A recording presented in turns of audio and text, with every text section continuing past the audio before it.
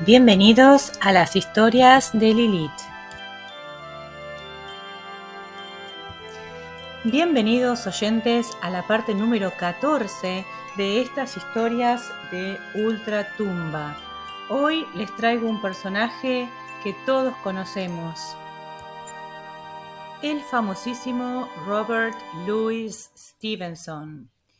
Robert nació el 13 de noviembre de 1850 en Edimburgo, Escocia. Él fue novelista, cuentista, poeta y ensayista. Su legado es una vasta obra que incluye crónicas de viajes, colecciones de relatos y novelas de aventura e históricas, así como lírica y ensayos. Su obra además fue adaptada numerosas veces al cine. Entre sus novelas más famosas podemos citar La Isla del Tesoro, Treasure Island, que es de 1883 y que fue publicada al principio como así por entregas en una revista infantil. También tenemos el extraño caso del Dr. Jekyll y el Sr. Hyde, The Strange Case of Dr. Jekyll and Mr. Hyde. También esta es de 1886, son 3 años después. Bueno, tenemos Secuestrado, La Flecha Negra y muchas otras más. Después, entre los cuentos, tenemos a las famosas Nuevas Noches Árabes, El Dinamitero, Los Juerguistas y otros cuentos y fábulas. Y también tenemos poesías. En las poesías podemos nombrar, por ejemplo, A Good Play, Underwoods, Ballads, Songs of Trouble and Other Verses. Y después tenemos los libros de viaje. Entre los libros de viaje tenemos, por ejemplo, Un viaje al continente, Viajes de una burra a las Cevenes, The Old and New Pacific Capitals y varias otras. Y después aparecen otros como Moral laica, Apología del ocio, Edimburgo, Notas pintorescas y varias obras más. Hoy los invito a leer un cuento titulado El Resurreccionista.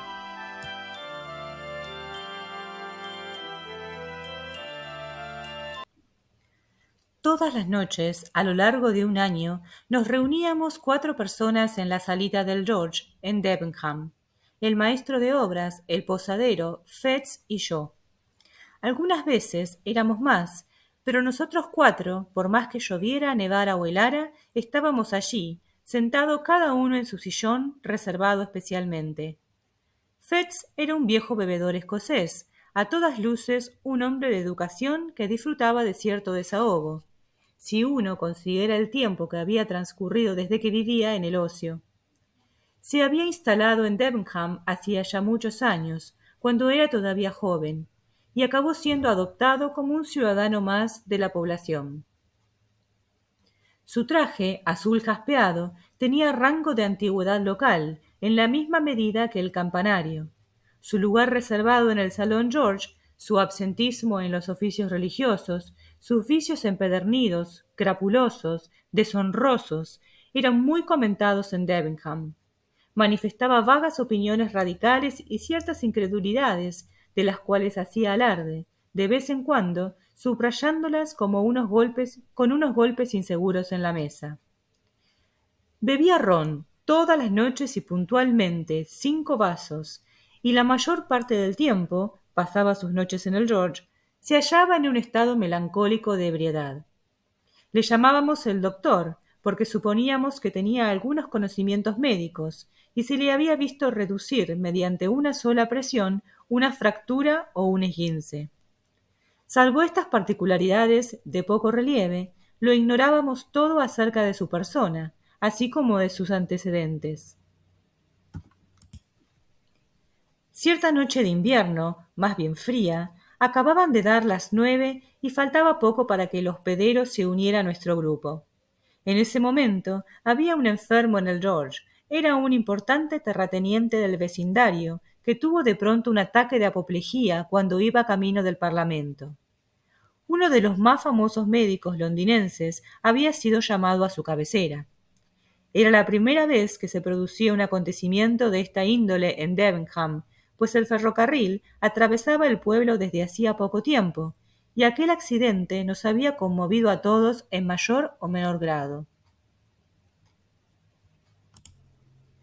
«Está llegando», dijo nuestro anfitrión después de haber cargado y encendido su pipa. «¿Él?», dije. «¿Quién? ¿No hablará del doctor?». «Él en persona», me contestó. «¿Cómo se llama?».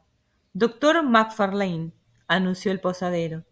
Fetz había tomado ya su tercer vaso. Se hallaba en la euforia de la embriaguez, tan pronto dormitando como paseando la mirada inquieta en derredor suyo.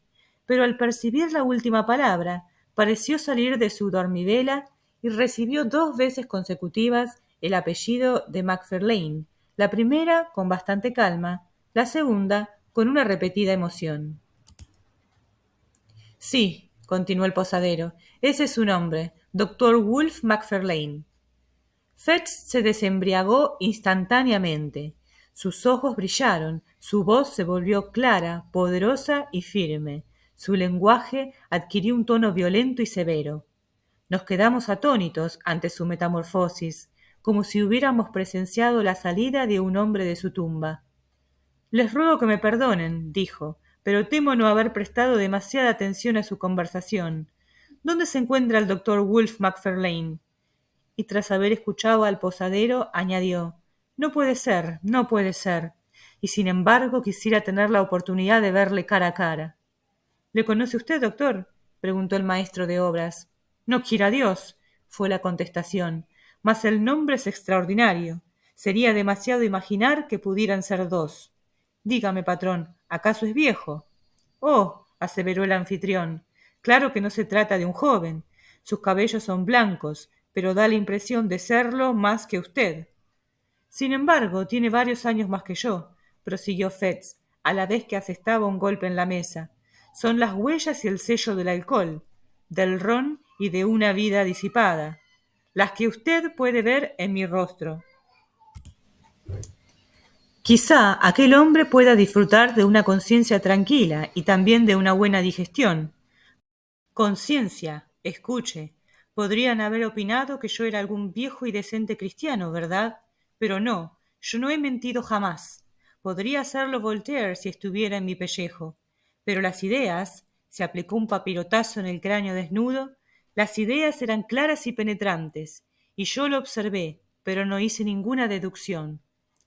Si usted conoce a este doctor, me arriesgué a observar, tras una angustiosa pausa, sacaré la conclusión de que no comparte usted la buena opinión que de él tiene nuestro patrón.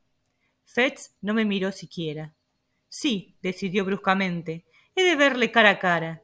Nueva interrupción. En ese momento cerraron una puerta en el primer piso con bastante rudeza y resonaron pasos en la escalera. «Es el doctor», gritó nuestro huésped. «Fíjese bien. Puede usted reconocerlo». El pequeño salón distaba 2 pasos escasos de la puerta de la vieja posada del George. El ancho hueco de la escalera desembocaba más o menos en la calle, y entre el umbral y el último peldaño quedaba apenas espacio para una pequeña alfombra de Turquía. Pero aquel lugar estaba brillantemente alumbrado todas las noches, no solamente por la linterna de la escalera y el farol que señalaba el rótulo de la casa, sino por la cálida luz derramada por la ventana de la sala que se utilizaba como bar. Por este motivo, el George llamaba la atención de los transeúntes. Fetz se encaminó con paso ligero y firme hacia la entrada. Nosotros permanecimos atrás a la expectativa y observábamos el encuentro de los 2 hombres cara a cara, como había dicho uno de ellos. El doctor Macfarlane era ágil y vigoroso. Los cabellos blancos coronaban un rostro sereno y pálido, pero enérgico. Iba lujosamente ataviado con el más fino paño y la tela más blanca que cabe imaginar. Llevaba una larga corbata blanca, moteada en lila, y en el brazo un amplio abrigo de viaje en piel. Sin duda alguna, aquel hombre disfrutaba enteramente del desahogo y de la consideración ajena. Por lo cual, el espectáculo de su encuentro con nuestro hablador, borracho, calvo, sórdido y lleno de granos que le estaban haciendo frente al pie de la escalera, arrebujado en su viejo y abigarrado abrigo, ofrecía el más sorprendente de los contrastes. Macfarlane, dijo Fetz, bastante alto, en un tono de voz que tenía más del herralde que de amigo. El célebre médico se detuvo en seco en el cuarto peldaño, cual si estuviera sorprendido por la familiaridad del apóstrofe y se sintiera herido en su dignidad. «Toddy Macfarlane», volvió a decir Fetz. El londinense casi se bamboleó, miró durante el transcurso de un segundo al hombre que se hallaba ante él, echó una espantada mirada hacia atrás y luego, en un atemorizado cuchicheo, «Fetz», dijo, «¿es usted?» «Sí», le repuso el otro, «yo. ¿Acaso pensaba que había muerto yo también? Uno no se deshace con tanta facilidad de sus conocidos». «Chitón», exclamó el doctor, «Chitón, este encuentro es tan inesperado. Puedo advertir que usted se halla bastante maltrecho por la vida. Me costó bastante reconocerle, lo confieso, pero estoy encantado de tener esta oportunidad. Por el momento, nuestra conversación debe limitarse a cómo está usted y hasta la vista, pues mi coche me está esperando y no puedo perder el tren. Pero usted puede darme sus señas y le aseguro que tendrá noticias mías en los próximos días. Tenemos que hacer algo en favor de usted, Fetz. Temo que ande escaso de dinero, pero tenemos que solucionarlo con toda sencillez, como en los tiempos pasados, cuando cantábamos y cenábamos juntos. «¡Dinero!», gritó Fetz. «El dinero que me entregó la última vez que nos encontramos se halla en el lugar donde lo tiré, bajo la lluvia». Una vez pasada la primera sorpresa, el doctor Macfarlane le habló en un tono algo superior y a la vez confidencial. Pero la poco común energía de este último rechazo le hundió nuevamente en su primera confusión. Una expresión diabólica se extendió en sus rasgos casi venerables. «Querido amigo», declaró, «sea como usted lo desea. Mi última reflexión le ofende. No insisto. Quiero, no obstante, dejarle mi dirección». «No la quiero. No quiero conocer el techo que le ampara», le interrumpió el otro. «He oído su nombre. Temía que pudiera ser usted. Deseaba saber si después de todo había un Dios. Ahora conozco que no lo hay. Váyase». Fetz se hallaba en medio de la alfombra, a medio camino entre la escalera y la carretera. Y el famoso médico londinense, pronto a escapar, hubiera debido pasar por alto. Era visible que este último vacilaba al pensar en la humillación que aquello representaba para él. Había palidecido, sus gafas tuvieron un amenazador destello, pero en medio de su indecisión se percató de que su cochero estaba observando con toda atención esta insólita escena, a la vez que divisaba nuestro grupito, atónito en el rincón del bar. Ante la presencia de tan numerosos testigos, decidió huir. Se encogió sobre sí mismo, pasó rozando el revestimiento de madera de la pared y se escurrió cual una serpiente. Pero al chocar contra la pared, no había llegado al final de sus tribulaciones, pues en el momento que pasaba por su lado, Fetz, sacudiéndole el brazo, le murmuró estas palabras que, sin embargo, llegaron de forma inteligible hasta nosotros. ¿Has visto esto también? El rico y célebre doctor londinense profirió un agudo chillido. Apartó de su interlocutor del espacio libre empujándole y tapándose el rostro con las manos. Franqueó la puerta como un ladrón que hubieran cogido con las manos en la masa. Antes que fuera posible a cualquiera de nosotros hacer algún gesto, el coche corría ya a la estación. La escena había tenido lugar como un sueño, pero este sueño había dejado pruebas y huellas que daban fe de su realidad. Al día siguiente, el sirviente encontró en el umbral los delgados lentes rotos, y aquella noche de marras nos encontramos todos próximos a la ventana del bar, jadeantes, con Fetz a nuestro lado, pálido, sereno y con la mirada firme. «Dios le ampare, Fetz», dijo el posadero, devolviéndole a la realidad. «¿Cuál es el sentido de todo lo ocurrido? ¿Qué significan esas extrañas cosas que usted ha dicho?» Fetz se volvió hacia nosotros. Nos miró sucesivamente a cada uno con expresión severa. «Procuren ustedes no hablar demasiado», nos puntualizó. «Este Macfarlane no está exento de desgracia. Los que actuaron como él tuvieron que arrepentirse ya, pero demasiado tarde». Entonces, sin acabar su tercera copa, muy lejos de esperar a los otros dos, nos dio las buenas noches, pasó bajo el farol del hotel y se perdió en la oscuridad de la noche. Nosotros tres volvimos a nuestros sitios en el salón, con su gran lumbre rutilante y sus 4 candelas claras. Y como recapitulábamos entre nosotros los acontecimientos, nuestra primitiva impresión de sorpresa se transformó al poco rato en una intensa curiosidad. Nos quedamos hasta una hora muy avanzada de la noche. Fue mi última sesión en el George. Antes de separarnos, cada uno abrigaba una teoría distinta, que por otra parte le hubiera costado mucho trabajo probar, y cada uno de nosotros no tenía nada más urgente en el mundo a no ser hurgar en la vida de nuestro reprobado compañero, con el objeto de sorprender el secreto que compartiera con el célebre doctor londinense. Sin pecar de vanidad, creo que me hallaba en mejor situación que ningún otro de mis amigos del George para poner en claro dicha historia, y me consta que es muy posible que no haya hombre viviente que pueda relatarles los insólitos y a la vez anormales acontecimientos que se refieren a continuación. Durante su juventud, Fettes había cursado sus estudios de medicina en la escuela de Edinburgh. Estaba dotado de una suerte de talento que consistía en captar rápidamente lo que oía y repetirlo a continuación, como si se tratara de algo de su propia cosecha. Estudiaba poco en su casa, pero era correcto, atento e inteligente en presencia de sus maestros. Muy pronto aquellos lo tuvieron por un muchacho estudioso y dotado de una excelente memoria. Tal fue también mi impresión cuando lo oí por primera vez. Por aquellos tiempos tenía buena apariencia y agradaba por sus modales. Había entonces cierto profesor de anatomía, externo de la universidad, al cual daré en este relato el nombre de M.K. Su nombre era, en efecto, muy conocido. El hombre descubrió todo este asunto, se ocultó bajo un disfraz en las calles de Edinburgh cuando el populacho, que había celebrado con aplausos la ejecución de Broke, pidió a gritos la cabeza de su patrón. Pero M.K. se hallaba entonces en el apogeo de su boga. Disfrutaba de una popularidad inmensa, debida en parte a su propio talento y su habilidad, y también a la incapacidad notoria de su rival, el profesor de la universidad.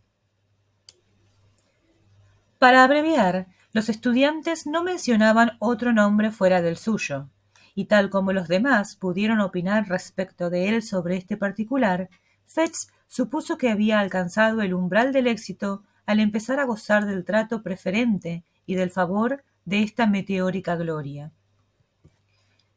M.K. era un hombre de carácter alegre y también un perfecto profesor. Apreciaba de igual manera una artificiosa ilusión y una cuidadosa preparación. Desde este doble punto de vista, era indudable que Fettes disfrutaba de una buena reputación, por lo que durante su segundo año de estudios tomó el cargo nada más que medianamente regular de segundo ayudante o subadjunto de su curso. Con esta autoridad debió asumir, entre otras cosas, la responsabilidad del anfiteatro y la sala de lectura de las primicias y la dirección de los demás estudiantes. También debía ocuparse de proporcionar, recibir y distribuir los diversos temas de estudio.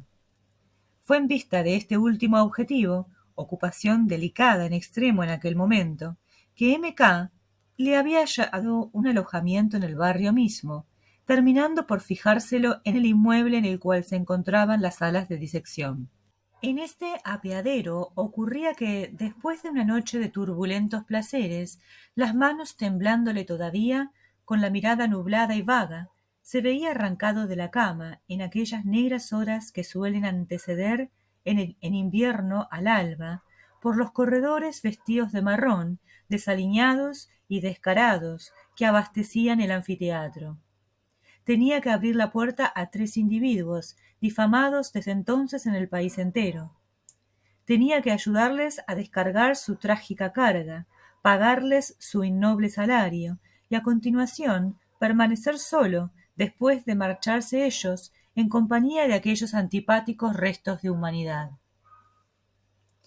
Tras semejante escena, podía reanudar el sueño durante 1 o 2 horas para paliar los excesos de la noche y refrescarse en previsión de los trabajos del día siguiente. Pocos jóvenes han sido tan sensibles a las impresiones de una vida transcurrida en tales circunstancias a la sombra de la muerte. Su mente se cerraba a cualquier impresión general, sea cual fuere, esclava de sus deberes personales y de sus bajas ambiciones. Era absolutamente incapaz de interesarse por la suerte y las aventuras ajenas. Frío, inteligente y especialmente egoísta, practicaba este mínimo de prudencia, al cual se otorga sin ningún motivo el nombre de moralidad, y que protege a un hombre del escándalo de la embriaguez y del robo caracterizado. Ambicionaba, además, un razonable coeficiente de consideración de parte de sus maestros y de sus condiscípulos, y no manifestaba ningún deseo de decaer en actos públicos de la vida. Por eso, disfrutaba al conseguir distinciones en sus estudios, y todos los días le prestaba ostensibles favores a su patrón, M.K. Se resarcía de su jornada de trabajo con noches de ruidosos y licenciosos festejos, y cuando este equilibrio se hacía patente, el órgano, por él llamado conciencia, se declaraba satisfecho. El abastecimiento de sujetos le eran, tanto a su maestro como a él mismo, un perpetuo objeto de desvelo. En esta clase, numerosa y muy atareada, el crudo material de los anatomistas se renovaba constantemente, lo cual hacía necesario un tráfico desagradable, no sólo el hecho en sí, sino también las consecuencias que podían acarrear a todos los que se entregaban a ello. Era parte de la política de M.K.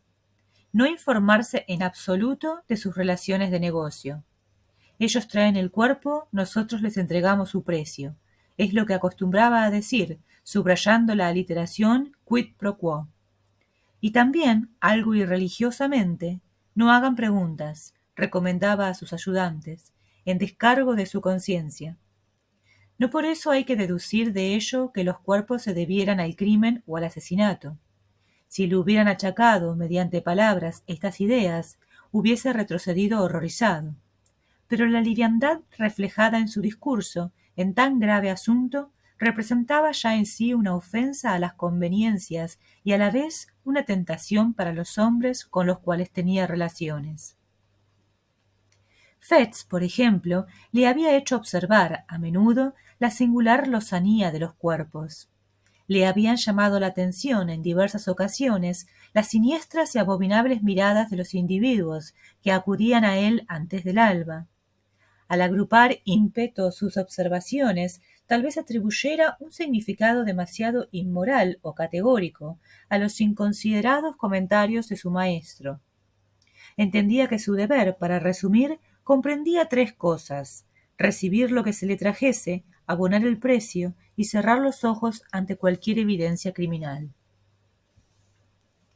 Una mañana del mes de noviembre, dicha política de silencio fue sometida a una dura prueba. Un infernal dolor de muelas le había desvelado durante toda la noche. Ya se paseaba de un lado a otro, de la habitación a grandes zancadas, como un animal enjaulado. Revolcándose furiosamente en su lecho, había caído al fin en uno de estos profundos y penosos sueños que suelen presentarse después de una noche de dolor, cuando fue despertado por la rabiosa repetición 3 o 4 veces de la señal convenida. La luna brillaba clara, en una helada y ventosa atmósfera, encima de la aún dormida ciudad. Sin embargo, un indefinible rumor preludiaba la ruidosa actividad del día.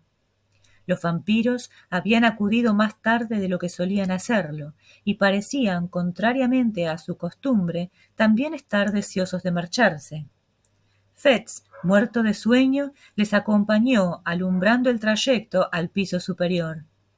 Le llegaban sus cuchicheantes voces irlandesas, como en sueños, y cuando hubieron desembalado su sucia mercancía, se recostó somnoliento contra el muerto. Tuvo que hacer un esfuerzo para reaccionar y buscar el dinero para pagarles. En aquel momento, su mirada se detuvo sobre el rostro del cadáver. Se estremeció y se adelantó 2 pasos, acercándose, con la vela más alta. —¡Dios todopoderoso! —gritó—. —¡Es Jane Galbraith! Los hombres no pronunciaron ni una sola palabra, pero se deslizaron en dirección a la puerta. —Les digo que la conozco —prosiguió—. Ayer estaba viva y disfrutaba de una buena salud. Es imposible que haya muerto de modo natural. No habrán podido conseguir este cuerpo por medios honestos. —Claro que sí, señor mío. Está usted completamente equivocado —le contestó uno de los hombres. Mas el otro, mirando a Fetz con sorna de hito a hito y con maldad, pidió que el pago se efectuara inmediatamente. Era totalmente absurdo ignorar la amenaza y aumentar el peligro de la situación en la cual se hallaba. Fue débil. Balbuceó unas vagas excusas y sus malevolentes visitantes le abandonaron. Apenas habían salido que buscó la confirmación de sus dudas. Una docena de indicios le permitieron reconocer a la chica con la que había estado bromeando el día anterior. Preso de pánico, buscó refugio en su habitación.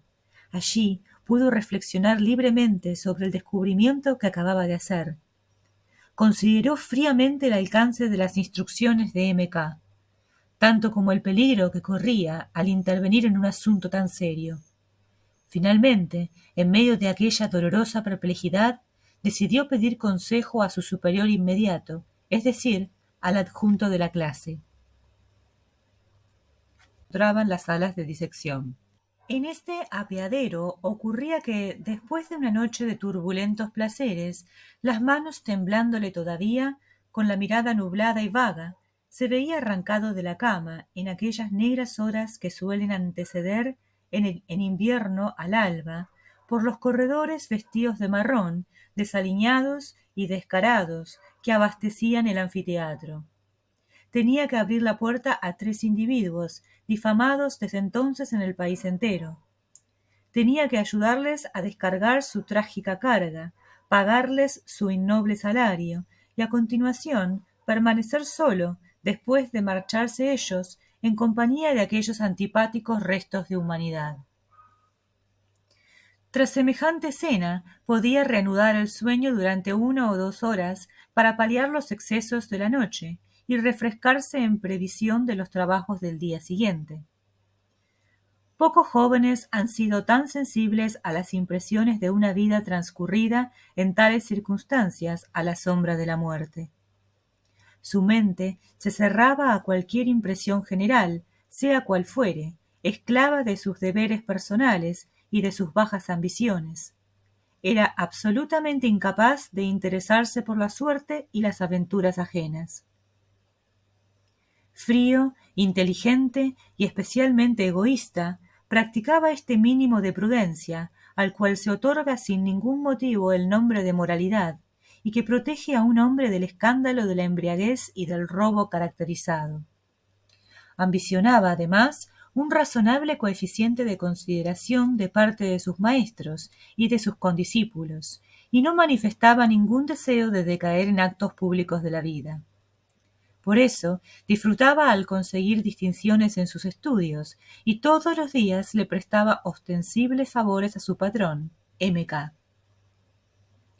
Se resarcía de su jornada de trabajo con noches de ruidosos y licenciosos festejos, y cuando este equilibrio se hacía patente, el órgano, por él llamado conciencia, se declaraba satisfecho. El abastecimiento de sujetos le eran, tanto a su maestro como a él mismo, un perpetuo objeto de desvelo. En esta clase, numerosa y muy atareada, el crudo material de los anatomistas se renovaba constantemente, lo cual hacía necesario un tráfico desagradable, no sólo el hecho en sí, sino también las consecuencias que podían acarrear a todos los que se entregaban a ello. Era parte de la política de M.K. no informarse en absoluto de sus relaciones de negocio. Ellos traen el cuerpo, nosotros les entregamos su precio. Es lo que acostumbraba a decir, subrayando la aliteración quid pro quo. Y también, algo irreligiosamente, no hagan preguntas, recomendaba a sus ayudantes, en descargo de su conciencia. No por eso hay que deducir de ello que los cuerpos se debieran al crimen o al asesinato. Si le hubieran achacado, mediante palabras, estas ideas, hubiese retrocedido horrorizado. Pero la liviandad reflejada en su discurso, en tan grave asunto, representaba ya en sí una ofensa a las conveniencias y a la vez una tentación para los hombres con los cuales tenía relaciones. Fetz, por ejemplo, le había hecho observar, a menudo, la singular lozanía de los cuerpos. Le habían llamado la atención en diversas ocasiones las siniestras y abominables miradas de los individuos que acudían a él antes del alba. Al agrupar ímpeto sus observaciones, tal vez atribuyera un significado demasiado inmoral o categórico a los inconsiderados comentarios de su maestro. Entendía que su deber, para resumir, comprendía tres cosas: recibir lo que se le trajese, abonar el precio y cerrar los ojos ante cualquier evidencia criminal. Una mañana del mes de noviembre, dicha política de silencio fue sometida a una dura prueba. Un infernal dolor de muelas le había desvelado durante toda la noche. Ya se paseaba de un lado a otro, de la habitación a grandes zancadas, como un animal enjaulado. Revolcándose furiosamente en su lecho, había caído al fin en uno de estos profundos y penosos sueños que suelen presentarse después de una noche de dolor, cuando fue despertado por la rabiosa repetición 3 o 4 veces de la señal convenida. La luna brillaba clara, en una helada y ventosa atmósfera, encima de la aún dormida ciudad. Sin embargo, un indefinible rumor preludiaba la ruidosa actividad del día. Los vampiros habían acudido más tarde de lo que solían hacerlo, y parecían, contrariamente a su costumbre, también estar deseosos de marcharse. Fetz, muerto de sueño, les acompañó, alumbrando el trayecto al piso superior. Le llegaban sus cuchicheantes voces irlandesas, como en sueños, y cuando hubieron desembalado su sucia mercancía, se recostó somnoliento contra el muerto. Tuvo que hacer un esfuerzo para reaccionar y buscar el dinero para pagarles. En aquel momento, su mirada se detuvo sobre el rostro del cadáver. Se estremeció y se adelantó 2 pasos, acercándose, con la vela más alta. «¡Dios todopoderoso!», gritó. «¡Es Jane Galbraith!». Los hombres no pronunciaron ni una sola palabra, pero se deslizaron en dirección a la puerta. «Les digo que la conozco», prosiguió. «Ayer estaba viva y disfrutaba de una buena salud. Es imposible que haya muerto de modo natural. No habrán podido conseguir este cuerpo por medios honestos». «Claro que sí, señor mío. Está usted completamente equivocado», le contestó uno de los hombres. Mas el otro, mirando a Fetz con sorna de hito a hito y con maldad, pidió que el pago se efectuara inmediatamente. Era totalmente absurdo ignorar la amenaza y aumentar el peligro de la situación en la cual se hallaba. Fue débil. Balbuceó unas vagas excusas y sus malevolentes visitantes le abandonaron. Apenas habían salido que buscó la confirmación de sus dudas. Una docena de indicios le permitieron reconocer a la chica con la que había estado bromeando el día anterior. Preso de pánico, buscó refugio en su habitación. Allí pudo reflexionar libremente sobre el descubrimiento que acababa de hacer. Consideró fríamente el alcance de las instrucciones de M.K., tanto como el peligro que corría al intervenir en un asunto tan serio. Finalmente, en medio de aquella dolorosa perplejidad, decidió pedir consejo a su superior inmediato, es decir, al adjunto de la clase.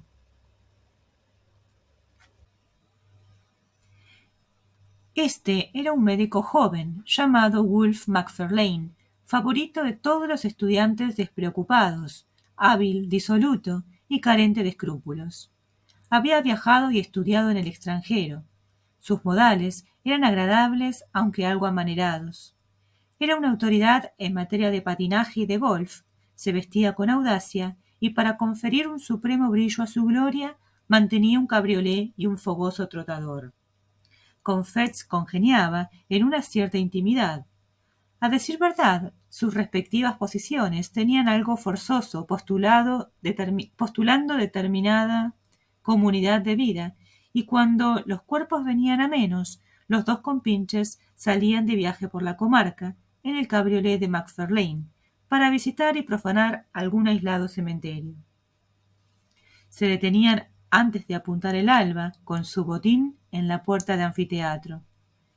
Aquella mañana llegó Macfarlane un poco más temprano que de costumbre. Fetz le oyó y fue a su encuentro en la escalera, le contó toda la historia y le explicó sus temores y el motivo de los mismos. Macfarlane examinó las marcas dejadas en el cuerpo.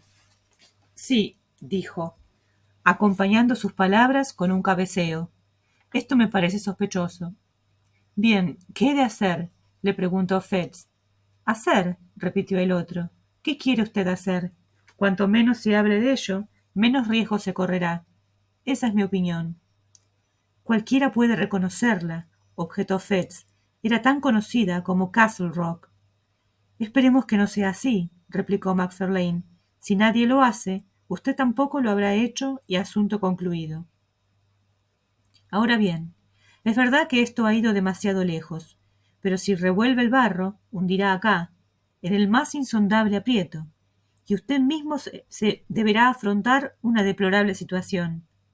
Esta es mi conclusión, que aparezca cualquiera de nosotros, o lo que podríamos arguir en nuestro favor, en un banquillo de acusados ante unos testigos cristianos. En cuanto a mí, sé a ciencia cierta que prácticamente todos nuestros sujetos fueron asesinados. —¡Macfarlane! —gritó Fetz. —Vaya, como si usted mismo no lo hubiera sospechado hasta hoy. Sospechar es una cosa, y probarla es otra, sí, ya lo sé, y me disgusta tanto como a usted que esto haya ocurrido aquí —prosiguió Macfarlane, golpeando el cuerpo con su bastón—. A mi juicio, lo mejor es no reconocerla. Y añadió fríamente: por mi parte no lo haré. Puede usted hacerlo si así le gusta. No suelo dar consejos, pero creo que cualquier hombre con experiencia actuaría de esta forma. Puedo además añadir que supongo que esta actitud es la que K podría esperar de usted. La incógnita es esta: ¿por qué nos escogió a nosotros como adjuntos suyos? Yo contesto: porque no quería unas viejas mujeres. Este era el mejor modo de influir en el espíritu de un muchacho como Fetz. Consintió en imitar a Macfarlane. El cuerpo de la infortunada muchacha fue debidamente disecado y no se hizo observación alguna. Nadie pareció reconocerla. Una tarde, acabado ya su cotidiano trabajo, penetró Fetz en una taberna popular y encontró allí a Macfarlane, sentado en compañía de un extranjero. Era un hombrecillo muy pálido y sombrío, con unos ojos negros como el carbón. La confección de su ropa denotaba inteligencia y refinamiento. Sin embargo, dichas cualidades se exteriorizaban muy poco en sus modales, pues cuando se le conocía mejor, aparecía grosero, vulgar y estúpido. No obstante, ejercía una notable influencia sobre Macfarlane. Impartía órdenes como el gran turco, se inflamaba a la menor controversia o al menor retraso, y comentaba en forma grotesca el servilismo con que le obedecían. Aquel belicoso personaje le tomó muy pronto afecto a Fetz, le convidó a beber y le hizo el honor de unas extraordinarias confidencias referentes a su pasado. Si la mitad de lo que le confesó era realidad, resultaba ser un odioso bribón. Por lo tanto, la vanidad del muchacho se vio halagada por las atenciones de un hombre que poseía tanta experiencia. En realidad, soy un pajolero compañero, observó el extranjero, pero Macfarlane se halla bajo mi férula. Yo le llamo Toddy Macfarlane. Toddy, encargo otra copa para su amigo. Hubiera igualmente podido ser Toddy, levántese rápidamente y cierre la puerta. Toddy me odia, prosiguió. Sí, Toddy, esta es la verdad. Usted me odia. No me llame usted por ese maldito nombre, masculló Macfarlane. Óigale, tal vez ha visto cómo los muchachos juegan con un cuchillo. Esto es lo que le gustaría hacer sobre todo mi cuerpo, remarcó el extranjero. Nosotros los médicos tenemos un medio mejor que este, dijo Fetz. Cuando odiamos a uno de nuestros amigos muertos, lo disecamos. Macfarlane le miró severamente, como si esta broma no fuera exactamente de su gusto. Transcurrió la tarde. Gray, tal era el nombre del extranjero, invitó a Fetz a reunirse con ellos para cenar, encargó un festín tan extraordinario que provocó una verdadera revolución en la taberna, y cuando todo hubo terminado, ordenó a Macfarlane que pagara la cuenta. Se sentaron a altas horas de la noche. Gray estaba completamente ebrio. Macfarlane, desembriagado por la ira, pensaba en el dinero que se había visto obligado a derrochar y en los desprecios que había tenido que soportar. Fetz, aturdido a consecuencia de tantas libaciones, regresó a su casa balanceándose y con la mente completamente ausente.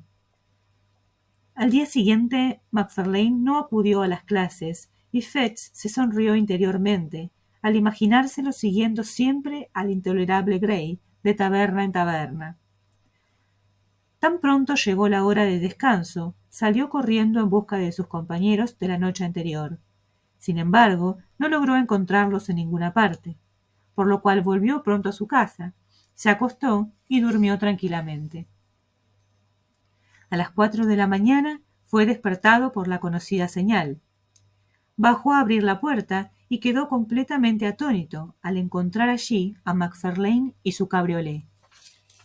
En el cabriolé llevaba uno de esos largos y horribles paquetes a los que él estaba tan acostumbrado. —¿Cómo es esto? —gritó Fetz. —¿Ha salido usted solo? ¿Cómo ha podido conducir? Pero Macfarlane le impuso silencio rudamente y lo invitó a ponerse a trabajar. Cuando hubieron terminado de llevar el cuerpo arriba y después de haberlo tendido en la mesa, Macfarlane fingió primero que se iba. Luego se detuvo y pareció vacilar. Entonces dijo: —Haría mejor en fijarse en la cara —dijo en un tono forzado—. Sí, creo que es mejor —repitió en tanto Fetz le miraba fijamente con asombro. —Pero ¿dónde? ¿Cómo? ¿Y cuándo cogió usted esto? —exclamó. —Mire usted la cara. Esa fue la única respuesta. Fetz vaciló. Le invadieron unas extrañas sospechas. Miró alternativamente al joven médico y al cadáver, y viceversa. Al fin, estremeciéndose, hizo lo que se le había pedido.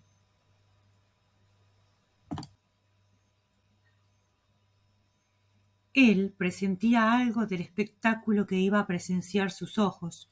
Sin embargo, el choque fue muy duro. El ver petrificado con la rigidez de la muerte y desnudo en el grosero lecho de alpillera al hombre que él había dejado bien vestido y repleto de vituallas y de pecados en el umbral de una taberna, provocó hasta en el despreocupado Fetz algunos sobresaltos, señales de una conciencia alarmada. Fue un crash tibi que resonó en su alma como un eco, el hecho de que dos de sus conocidos habían venido a parar a este mármol helado. No obstante, estos pensamientos sólo acudieron a su mente después.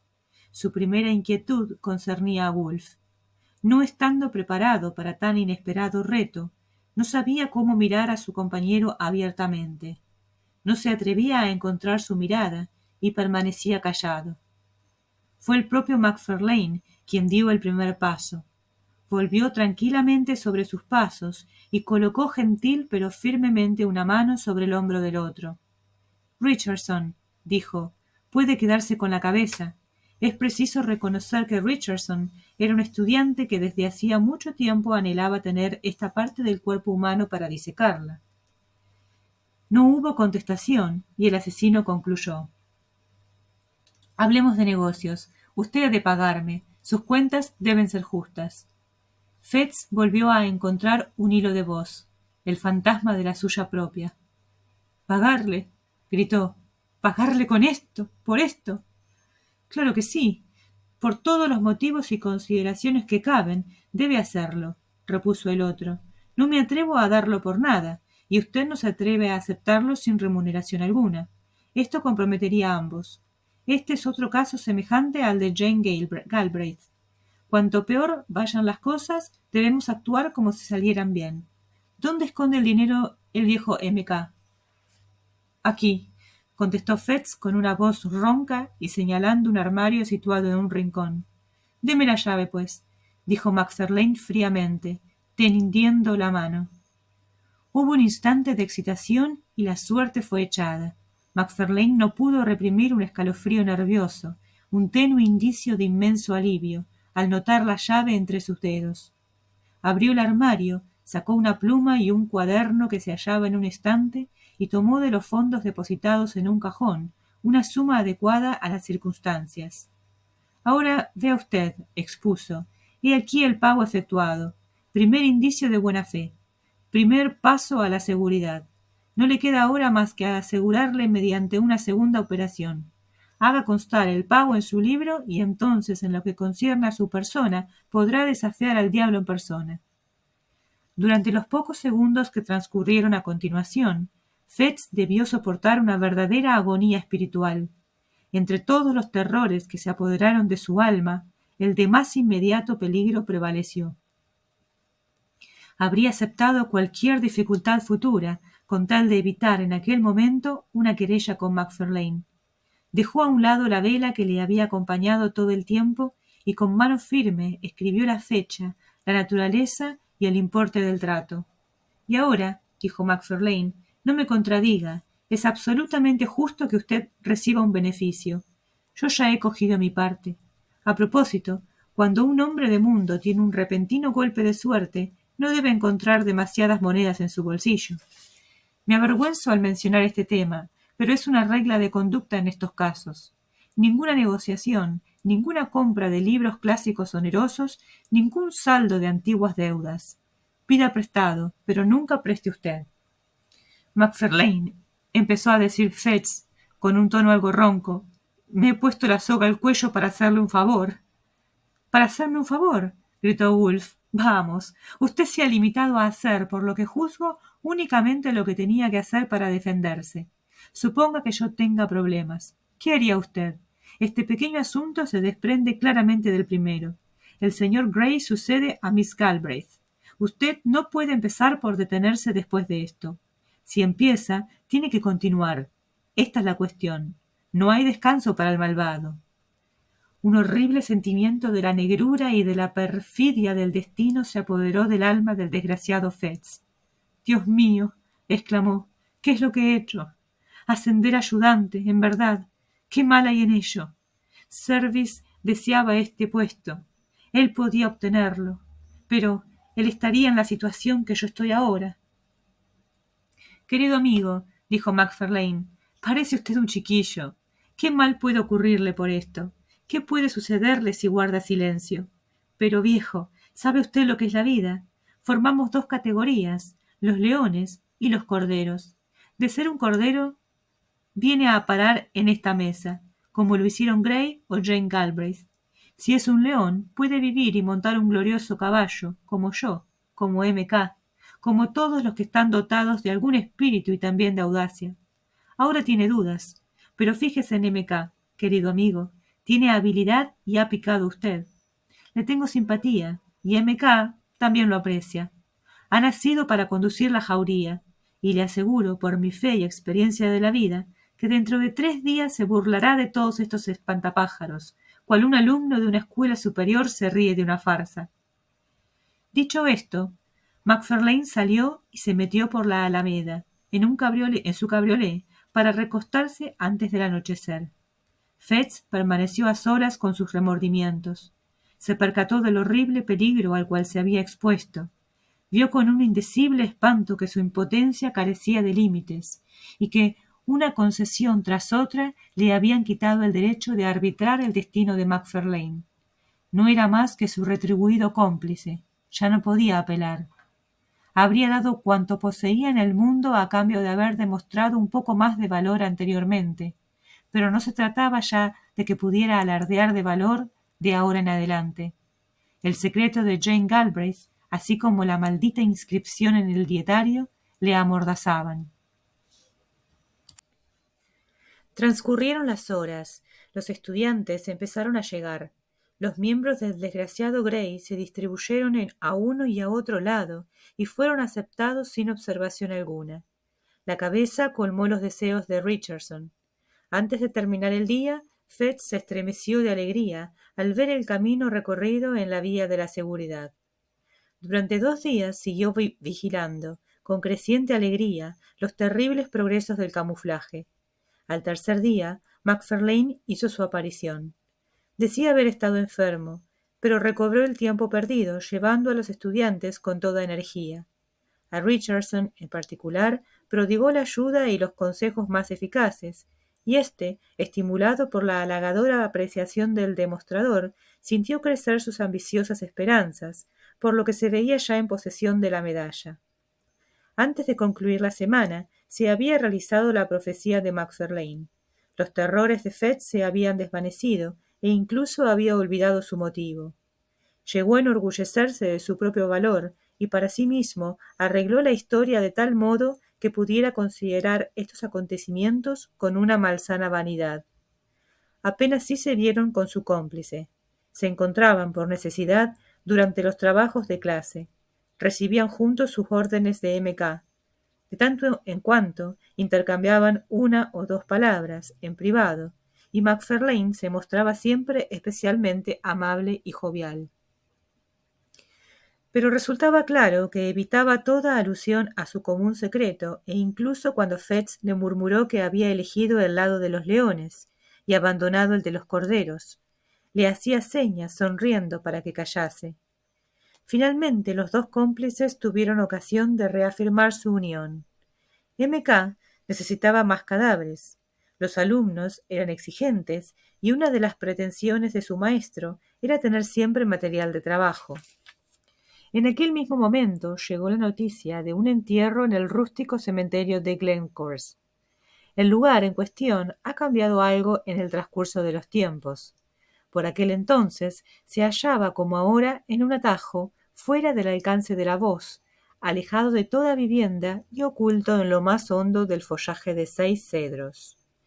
El balar de las ovejas en las colinas próximas, el chapoteo de los riachuelos, por otra parte, uno cantando claramente sobre los guijarros, otro discurriendo furtivamente y como gota a gota, de estanque en estanque, el murmullo del viento en los viejos cañados floridos de la montaña, y una vez a la semana el tañido de la campana y los viejos cantos de los chantres, constituían los únicos ruidos que turbaban el silencio en torno a la campestre iglesia. El resurreccionista, para usar un vocablo de aquella época, no se hallaba cerca de ser desviado de su objetivo por algún sentimiento de piedad habitual. Era parte de su oficio el despreciar y profanar los ornamentos de las viejas tumbas, los caminos hollados por el pie de los feligreses y de los parientes de los muertos, así como los sufragios y las afectuosas inscripciones. En aquellas rústicas regiones donde el amor es más tenaz de lo común y donde lazos de sangre y de amistad unen toda la sociedad de la parroquia, el ladrón de cadáveres, lejos de cohibirse por un respeto instintivo, se entusiasmaba por la facilidad y la seguridad del trabajo. Los cuerpos que se habían llevado allí, en alegre espera de un despertar totalmente distinto, conocían esta apresurada resurrección a la leve luz de una linterna, aquella aterradora resurrección por el pico y la pala. Se forzaba el ataúd, se arrancaba el sudario y los melancólicos restos en una arpillera, después de bambolearse durante horas enteras por apartados y oscuros caminos, se hallaban finalmente expuestos a las máximas injurias ante un grupo de muchachos hastiados. Cual dos aves rapaces pueden abalanzarse sobre un cordero moribundo, Fetz y Macfarlane se abatieron sobre una tumba en aquel verdoso y tranquilo cementerio. La esposa del granjero, una mujer que había vivido unos 60 años y totalmente desconocida, a no ser por su exquisita mantequilla y por su piadosa conversación, iba a ser arrancada a medianoche de su tumba, transportada desnuda hacia esta lejana ciudad que ella había visitado siempre engalanada con sus más bonitos atavíos. El lugar que ella ocupara junto a su familia permanecería vacío hasta el día del juicio. Sus inocentes y casi venerables miembros iban a ser expuestos a la insultante curiosidad del anatomista. Un cierto día al atardecer, nuestros gallardos mozos se pusieron en camino bien abrigados y provistos de una imponente botella. Llovía sin tregua, una lluvia fría, densa, azotadora. De vez en cuando el viento soplaba por ráfagas, sin turbar estas cortinas de agua. Pese a la botella y a todo lo demás, fue un lúgubre y silencioso paseo hasta Penicuik, donde debían pasar el fin de la tarde. Se detuvieron la primera vez con objeto de esconder sus herramientas en un frondoso matorral, no lejos del cementerio, y una segunda vez en la cita de los pescadores para tomar una copa junto a la lumbre y cambiar sus tragos de whisky por un vaso de ale. Al anochecer, el cabriolé fue guardado en un lugar apropiado, el caballo cuidado y provisto de una buena pitanza. Los dos jóvenes médicos también se sentaron en un salón privado, frente a la mejor cena y el vino más famoso de que la casa pudo ofrecerles. Las luces, la lumbre clara, la lluvia que arañaba los cristales, el frío exterior, el insólito trabajo que les esperaba, conferían un sabor más a la satisfacción que les proporcionaba la comida. Su cordialidad crecía con cada copa. Pronto, Macfarlane acercó un pequeño montón de piezas de oro a su compañero. Un regalo, dijo. Entre amigos, estos malditos arreglos deben pasar desapercibidos. Fetz tomó el dinero y aplaudió con fuerza esta gentileza. Es usted un filósofo, gritó. Yo era un asno antes de conocerle. Usted y M.K., que quede entre nosotros, por Dios, harán de mí un hombre. Por supuesto, aprobó Macfarlane. Un hombre. Le aseguro que había de ser un hombre para apoyarme aquella mañana. Son muchos los fornidos gritones y cobardes que se habrían desmayado al presenciar aquella maldita escena. Pero usted no. Conservó su sangre fría. Le estaba observando. ¿Y por qué no había de hacerlo? Fetz se vanagloriaba hablando en esta forma. No era mi asunto. Por una parte no había nada a ganar salvo molestias, y por otra podía contar con su gratitud, ¿verdad? Y golpeó su bolsillo, haciendo tintinear las piezas de oro. Macfarlane se inquietó al oír estas desagradables palabras. Habría podido lamentar el haber educado a su joven compañero con tanto éxito, pero no tuvo tiempo de interrumpirle, puesto que el otro proseguía ruidosamente, en el mismo tono vanidoso. El problema fundamental no consiste en el miedo. Ahora bien, entre amigos, no tengo mucho interés en ser colgado, ciertamente, pero de todas formas, Macfarlane, yo había nacido para despreciar. Infierno, Dios, diablo, justicia, injusticia, pecado, crimen y toda la vieja galería de curiosidades. Esto puede asustar a los demás, pero a hombres de mundo, como usted y yo, esto no inspira más que desprecio. En memoria de Gray. Mientras tanto, se había hecho tarde. Obedeciendo sus órdenes, les acercaron el cabriolé y encendieron las linternas. Los dos jóvenes pagaron y emprendieron el camino. Manifestaron ir a Pebbles y tomaron esta dirección hasta haber pasado las últimas casas de la ciudad. Entonces, apagando las linternas, desandando lo andado, siguieron una carretera lateral en dirección a Glencorse. Ningún ruido, a no ser el del coche y el incesante y estridente crepitar de la lluvia. La noche era tenebrosa. Aquí y allá una valla blanca o una piedra también blanca en la pared les iba orientando en la oscuridad, pero la mayor parte del tiempo marcharon a paso lento y prácticamente a tientas buscando el camino en la noche. Alcanzaron de este modo, bajo los árboles chorreantes y rodeados de fantásticas y movedizas sombras, el escenario de su impío trabajo. Los dos estaban experimentados en esta clase de asuntos y eran trabajadores vigorosos. 20 minutos después de haber empezado su búsqueda, fueron recompensados de su esfuerzo por un siniestro ruido, al rasgar la tapa del ataúd. En ese mismo momento, Macfarlane se golpeó la mano contra una piedra y la arrojó negligentemente por encima de su cabeza.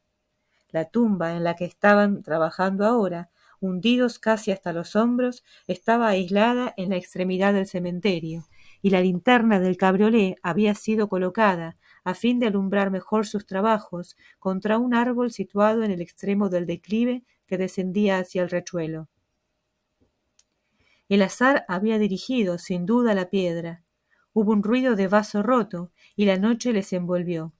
Ruidos alternativamente sordos y estrepitosos señalaron la caída de la linterna a lo largo del declive y su accidental colisión con los árboles. Una piedra o dos, desalojadas por la linterna, resonaron en las profundidades del valle. Entonces el silencio y la noche se cerraron nuevamente sobre aquel lúgubre paraje, y pudieron prestar atención en esta insondable oscuridad sin percibir nada fuera de la lluvia, tan pronto azotada por el viento como cayendo rectamente sobre millas de campo descubierto. Estaban tan cerca de terminar con su abominable faena que pensaron que podían acabarla en la oscuridad. El ataúd fue exhumado y fracturado, el cuerpo encerrado en el chorreante saco, y lo llevaron entre los dos al cabriolé. Uno subió en él para acomodarlo y el otro, cogiendo el caballo del freno, le guió a tientas a lo largo de la pared y del matorral, hasta que alcanzaron la carretera en un sitio próximo a la cita de los pescadores. Allí había una leve y difusa claridad que ellos saludaron como si fuera luz del día. Merced a esta circunstancia, lanzaron el caballo a buen trote y avanzaron alegremente a la ciudad. Ambos estaban calados hasta los huesos por la lluvia que les había sorprendido en el curso de su trabajo, y ahora, como el cabriolé traqueteaba entre los hondos hoyos del camino, el cadáver, colocado entre los dos, tan pronto caía sobre uno como sobre otro. A cada uno de estos horribles contactos, ambos instintivamente lo rechazaban de inmediato, y este hecho, por muy natural que fuera, empezaba a poner nerviosos a los cómplices. Macfarlane intentó algunos chistes feos respecto a la mujer del granjero, pero esto lo hizo con pocas ganas, y Fetch le invitó a callarse. Su inmunda carga seguía bamboleándose de un lado a otro. A veces la cabeza se reclinaba confidencial sobre sus hombros, otras veces la tela mojada les azotaba la cara como una mano de hielo. Un pérfido escalofrío empezaba a recorrer el alma de Fetch. Clavó la mirada con insistencia en el paquete que le pareció haber crecido. De todos los puntos del horizonte, de vez en cuando, unos lúgubres aullidos del perro guardianes acompañaban su paseo. Y cada vez más Fetch imaginaba que algo sobrenatural estaba aconteciendo, que alguna transformación innombrable tomaba cuerpo en el cadáver y que su impía carga era la que hacía aullar a los perros. «Por el amor de Dios», dijo con esfuerzo, «por el amor de Dios, denos lumbre». Aparentemente, Macfarlane experimentaba las mismas desagradables impresiones, pues aunque no contestara, detuvo el caballo, pasó las riendas a su compañero y encendió lo que le quedaba de la linterna. En aquel momento no habían llegado más allá del atajo que va a Auchencliny. La lluvia seguía cayendo en diluvio y no fue fácil encender la luz en este universo de agua y de oscuridad. Finalmente, una llama azul y vacilante brotó de la mecha, creció paulatinamente y expandió un halo de luz tenue en torno al cabriolé. Les fue entonces posible a los dos jóvenes verse uno a otro y también al paquete que transportaban. La lluvia había amoldado el vasto embalaje a los contornos del cuerpo que contenía. La cabeza se destacaba claramente del tronco. Los hombros estaban perfectamente modelados.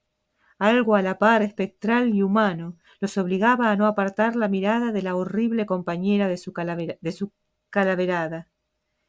Durante un largo rato, Macfarlane permaneció inmóvil, sosteniendo la linterna. Un indescriptible terror se cernía como un velo húmedo en torno al cuerpo y adhirió una máscara lívida en el rostro de Fetch. La sospecha insensata, aterradora, de algo que parecía imposible, se apoderó de su mente. Un segundo más tarde hubiera hablado, pero su compinche lo hizo antes. «No es una mujer», dijo Macfarlane con voz ahogada. «Era una mujer cuando la pusimos ahí», cuchicheó Fetch. «Sostenga la linterna», ordenó Macfarlane. «Quiero ver su rostro». Fetch cogió la linterna y su compañero deshizo el cierre del saco y descubrió la cabeza. La luz alumbró vivamente los rasgos negros, acusados, las mejillas bien delineadas, de un rostro demasiado familiar, que a menudo había aparecido en los sueños de ambos jóvenes durante algunos días. Un aullido salvaje rasgó la noche, cada uno huyó por su lado. La linterna rodó en el suelo, se rompió y se apagó, El caballo, aterrorizado por esta insólita agitación, dio un brinco hacia adelante y echaron chispas las 4 cerraduras. Galopó por todo Edimburgo, arrastrando detrás de sí al único ocupante del cabriolé, el cadáver de Grey, disecado tiempo atrás. Y así concluye esta escalofriante historia de terror absoluto. Tenemos la figura de la muerte, del cuerpo sin vida, del cuerpo humano sin vida, porque a pesar de que estamos acostumbrados a ver la muerte en los animales, en nuestra propia mesa, no es lo mismo el ser humano, ¿verdad? Tal vez quienes son médicos o están acostumbrados a manipular cadáveres no sientan lo mismo, pero yo en particular, que nunca he estado en presencia de alguno de ninguna manera, siento una irracional e ilógica fascinación, miedo, te podría decir, hasta terror. Y digo ilógico porque es obvio que no hay nada más inofensivo que un muerto, ¿verdad? Pero aún así, creo que me pone la piel de gallina. La escena donde el muerto está envuelto en esa bolsa de alpillera, y al estar mojado se contornea todo su cuerpo, se puede ver todo su cuerpo, fue aterradora. Creo que voy a soñar con eso. Horrible, horrible. El final fue una cosa espeluznante. Toda la historia fue bastante macabra y cruda, pero ese final creo que rompió todas las expectativas. Muy buena historia. ¿Qué les pareció a ustedes? Quisiera saber sinceramente qué piensan de esta historia. Y bien, quedando esta historia entre una de mis favoritas, les pregunto a ustedes si hasta el momento esta fue la que más les gustó o cuál fue la historia que más les ha interesado. Sin duda esta fue escalofriante. Así que nada, espero que les haya gustado mucho, que la hayan sentido tan intensa como yo. Les agradezco por estar hasta el final, o no, por haber compartido la mitad o 5 minutos o nada, lo que hayan podido compartir conmigo. Gracias por los likes, si es que los han dejado, y por suscribirse si es que les parece apropiado. Mañana tenemos otra historia fantástica más todavía. Tenemos un par de historias. La verdad que este libro no quisiera terminarlo nunca, pero estamos ni siquiera por la mitad de todas las historias que hay para contar. Así que sigamos disfrutando. Los espero mañana. Hasta la próxima.